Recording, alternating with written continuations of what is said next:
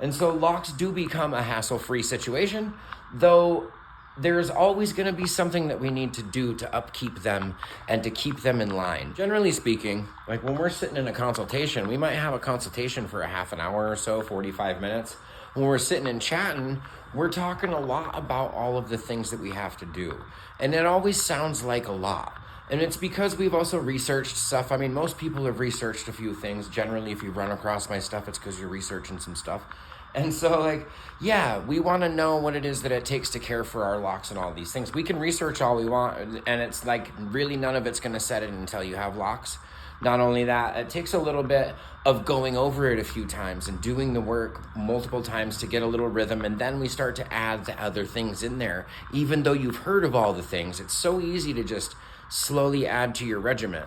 As we get into these kinds of things and we start to take care of our locks, they get so freaking easy to take care of that's where it becomes more of a hassle-less style, right? Because we have hassled with it to the point of it being really easy to do, as well as really put together and almost doing its own thing the whole time. It isn't a whole lot of work, and it isn't a whole lot to learn the muscle memory of the work of the 15 different things you hear you need to do or whatever it is. It's not even that much, honestly. But don't be daunted by that stuff. If you're worried about what people think, fuck people. If you're worried about maybe it being itchy or something like that, or pulling on your scalp too much and giving you more pressure headaches or something, sure, maybe think about that a little bit. You are in the chair for 10 hours, at least in my chair, 10 plus. And I'm pulling your hair the whole time. It's kind of cool for the first couple hours. It ain't that cool after a fucking 4-hour road trip of me pulling on your hair. You are still gonna be beautiful when you walk out, although you're beautiful in a Cynthia kind of way. It's not quite the same. You are, and we are in a point where we've been now on a fucking 8 to 10 hour road trip together with me pulling on your hair.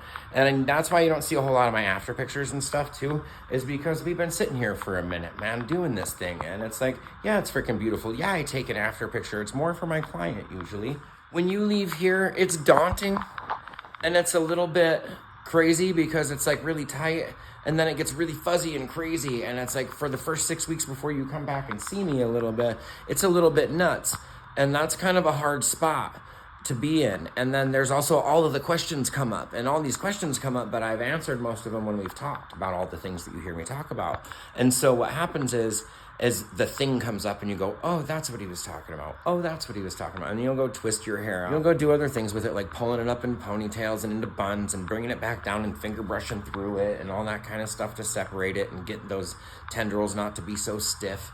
And in this process, we start to learn the muscle memory of taking care of our locks. By the time I see you in the 6 weeks, you've got muscle memory already and a good education of yourself doing the work. And then from there, there's all sorts of really good stuff that comes up as we forward your progression in your lock journey and caring for your locks. So these kinds of things happen over a period of a few appointments with me, usually. I mean, if you stick with me for that long, most people usually do. I do have clients that we might just put your dreads in and then you just have dreads. I mean, usually that's somebody that's had locks before or something like that. So anyways, dude, maybe I rambled too much and maybe I'll cut this up a little bit. Maybe I'll keep it long and just post it as a long thing. I don't really know.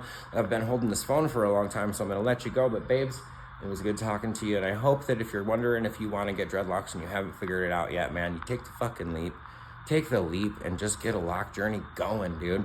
Worst thing that can happen is you cut your hair and comb it out. Ooh, scary.